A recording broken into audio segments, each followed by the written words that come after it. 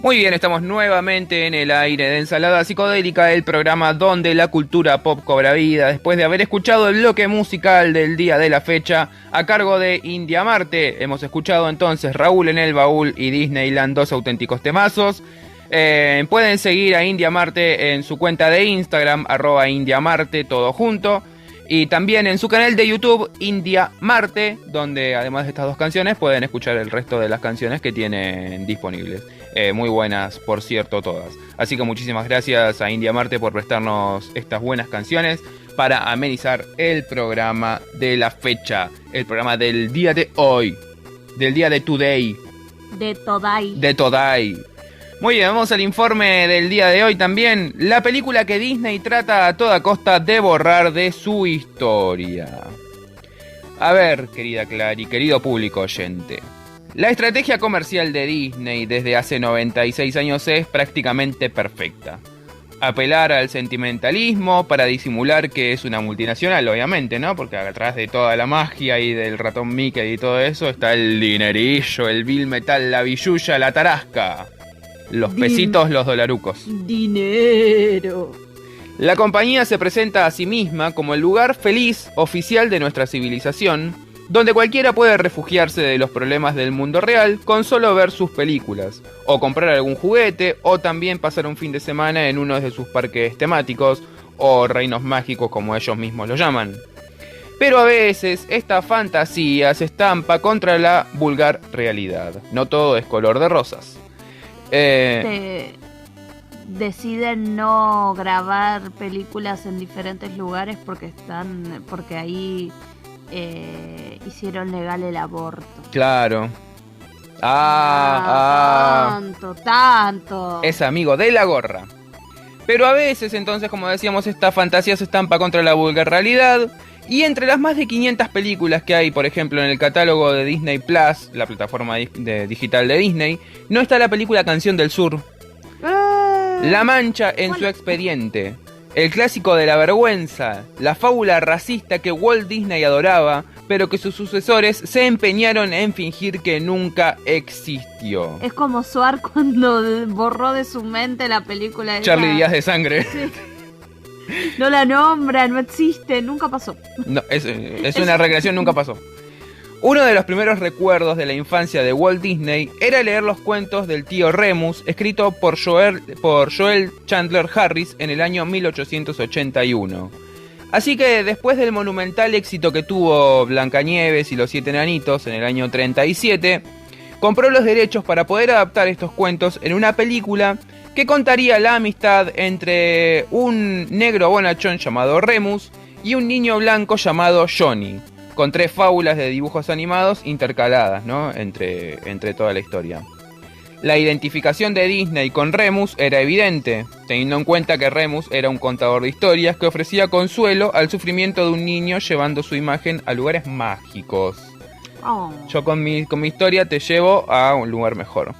Pero, aunque Disney adoraba este relato como un clásico del folclore estadounidense, no conocía la forma de vida del sur antes, durante y después de la Guerra de Secesión, que ocurrió en Estados Unidos entre el 1861 y 1865.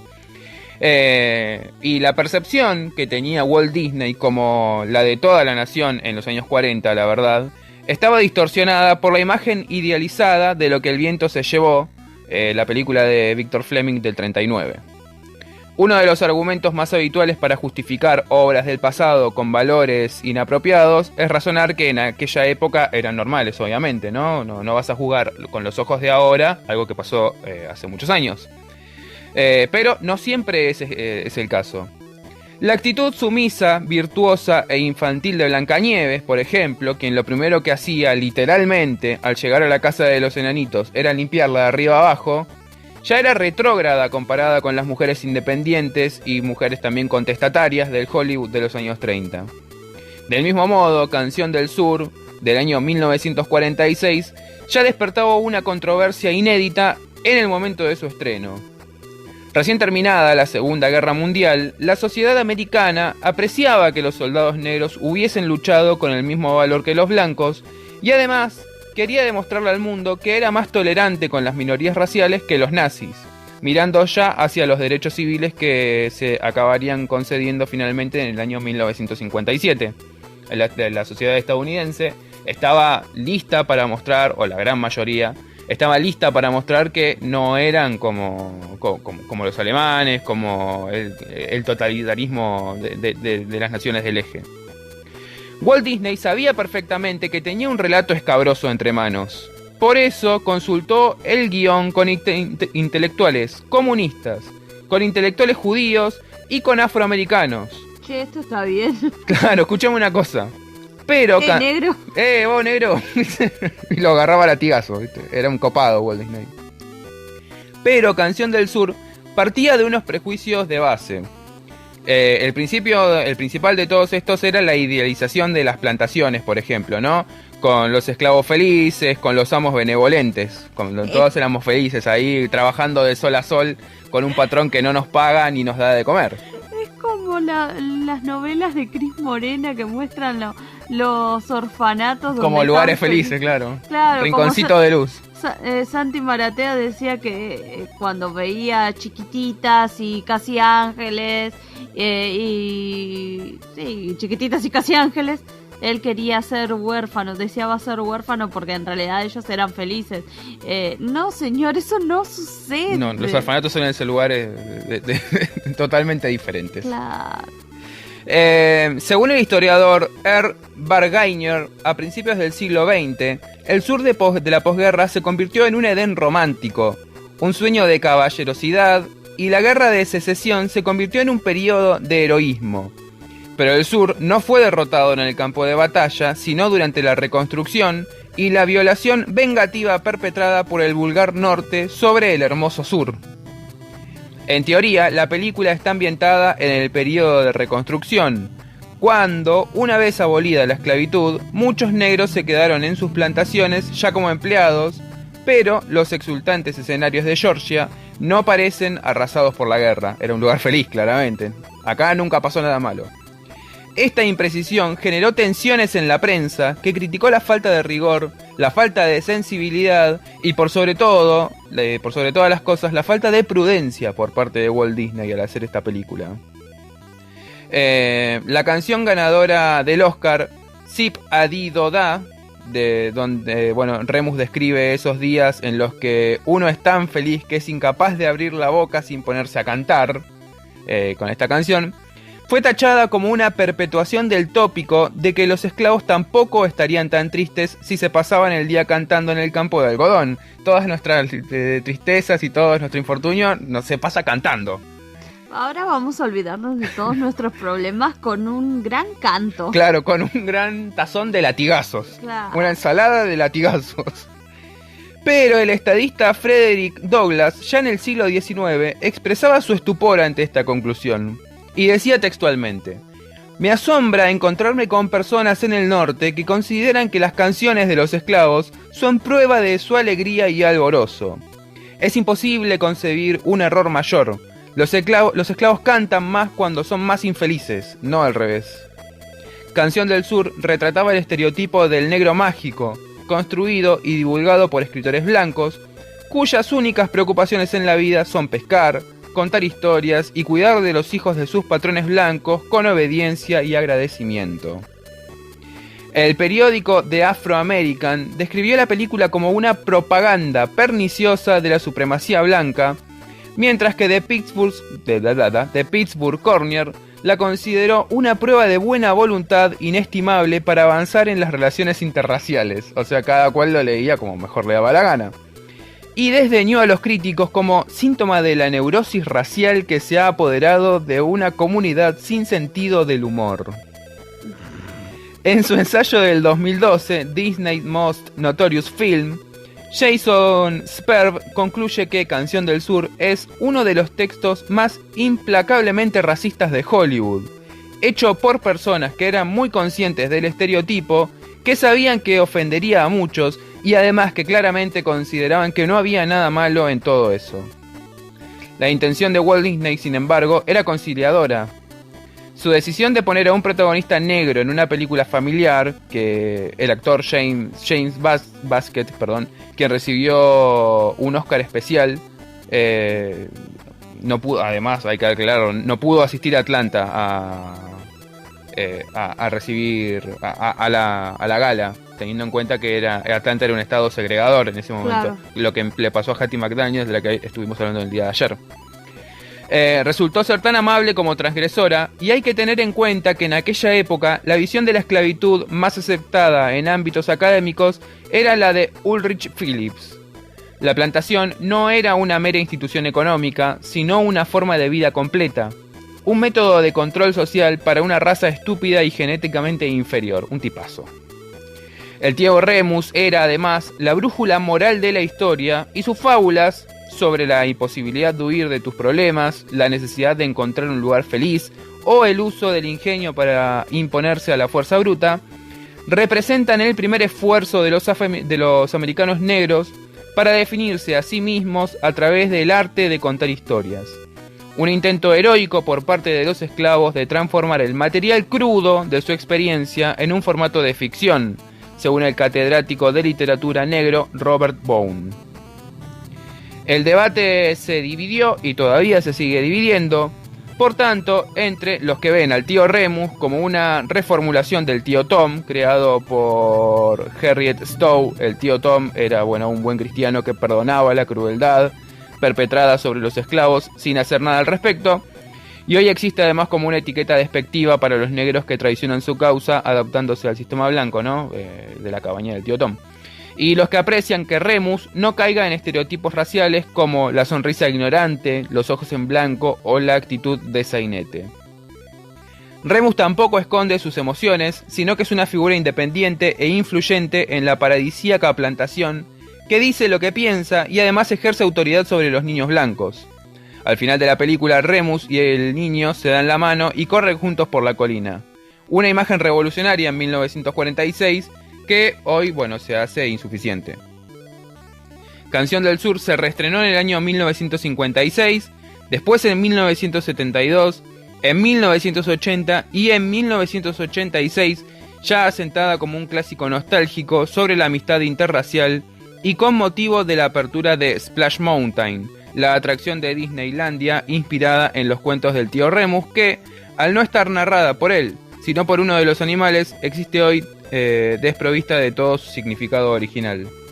Ya no queda nada del tío Remus. Desde entonces Disney se ha comportado como si la película no existiera, eliminándola de su lista de clásicos oficiales, nunca editándola en formato doméstico alguno, aunque sí la lanzó en algunos mercados internacionales, ni emitiéndola en televisión. El actual presidente de la compañía, Bob Iger, la describe como anticuada y bastante ofensiva, así que por eso dice descartarla. En 2017, Whoopi Goldberg fue declarada como leyenda Disney durante una convención de la compañía, y la actriz aprovechó para pedir públicamente el relanzamiento de Canción del Sur. Solo así podremos entablar una conversación sobre lo que es, de dónde viene y por qué se estrenó, explicó la actriz, quien es además coleccionista de memorabilia racista, porque considera que para avanzar es esencial conocer los errores del pasado. En 2006, la propia actriz apareció en un video incluido en las ediciones de DVD de los dibujos animados de Looney Tunes, en el que avisaba de que algunas de estas historias reflejan prejuicios que eran comunes en la sociedad americana, especialmente en el tratamiento de minorías raciales y étnicas. Estas bromas estaban mal entonces y están mal hoy, pero eliminarlas sería lo mismo que decir que nunca existieron, así que aquí están para reflejar con rigor una parte de nuestra historia que ni puede ni debe ser ignorada. Precisamente el motivo oficial por el que Disney nunca editó Canción del Sur en VHS, DVD o Blu-ray o ahora en formato digital es porque una de las políticas de la empresa es no incluir este tipo de advertencias. Su contenido debe ser blanco y sin matices. Ya en 1946, la asociación negra NAACP cuestionó que, en su afán por no ofender al público del norte ni al del sur, Disney contribuía a perpetuar una distorsión de la historia, presentando una imagen glorificada de la esclavitud y una relación idílica entre esclavo y amo. Más de 7 décadas después, Disney sigue atrapada en su obsesión con postularse como el último baluarte cultural donde nadie sale ofendido. Los directores de Buscando a Dory, por ejemplo, reescribieron el final, en el que unas orcas acababan viviendo en un parque temático acuático porque no querían mirar atrás dentro de 50 años y que Buscando a Dory fuese su canción del sur. En cuanto Disney absorbió a Fox, varios accionistas se mostraron preocupados porque la comedia Jojo Rabbit contase la historia de un niño y su amigo imaginario Adolf Hitler, teniendo en cuenta que podía ofender a una parte de su público. Del mismo modo, la petición popular de que Elsa tenga una novia en Frozen 2 fue ignorada por temor a que los homófobos boicoteasen la secuela de la película más exitosa de su historia. Y esa historia está llena de racismo, además. El lobo de los tres cerditos se disfrazaba de vendedor ambulante judío. El rey de los monos del libro de la selva cantaba que quería ser civilizado como Mowgli. Mickey Mouse se pintaba la cara de negro en el corto El Melodrama, y los indios de Peter Pan caían en todos los estereotipos posibles. La leyenda urbana de que el propio Walt Disney era un reaccionario recurre a detalles como su testimonio voluntario durante la caza de brujas anticomunistas en Hollywood, su descripción de una escena de Blancanieves y los 7 enanitos como: los enanos se apilan unos sobre otros como una hacina de negros. Los cuervos de Dumbo, que respondían a los clichés afroamericanos y que hoy no aparecen en ninguna Disney Store, o el mechero que tenía Minnie Mouse en un corto de 1932 con una esvástica grabada. Una paradoja que encaja con la anécdota que contaba el guionista de Sister Act, Paul Rudnick, cuando se reunió con unos ejecutivos que, mientras le advertían de que no satirizase con la Iglesia Católica, se negaban a contratar a Whoopi Goldberg porque el público racista del Medio Oeste podría rechazarla, y debatían sobre si la sirenita Ariel era lo suficientemente follable. Sea o no cierta la rumorología en torno al racismo de Walt Disney, el reino mágico que él construyó con su imaginación parece cada día más acorralado en su propia muralla de corrección política. Recientemente se anunció que la remake en acción real de La Dama y el Vagabundo, que se va a estrenar en Disney Plus, no va a incluir a los gatitos siameses que parodiaban el estereotipo de que los orientales son gente para desconfiar. Disney también se dio a la polémica de las redes sociales y despidió a James Gunn, director de Guardianes de la Galaxia, por unos tweets del año 2012 en los que bromeaba sobre la pedofilia. En 1989, un matrimonio demandó a Disneyland porque los detuvieron por robar en la tienda de regalos, y en las oficinas del parque sus hijas de 5 y 2 años vieron a los trabajadores disfrazados pero sin la cabeza puesta y fumando. El trauma de las nenas llevó al matrimonio a pedir $1 millón en compensación, y Disney llegó a un acuerdo económico para evitar ir a juicio. Desde entonces, los actores de los parques temáticos de Disney están obligados a actuar como su personaje incluso durante los descansos. La cruda realidad no deja de enturbiar la magnífica ilusión orquestada por Disney, pero ellos siguen custodiándola con fervor. Quizás les vendría bien bajar un poco la guardia y limitarse a justificarse como hacía el tío Remus en la película. Yo solo soy un viejo cansado que no hace nada excepto contar historias que nunca le han hecho mal a nadie. Y si no hacen el bien, ¿cómo es que duran tanto?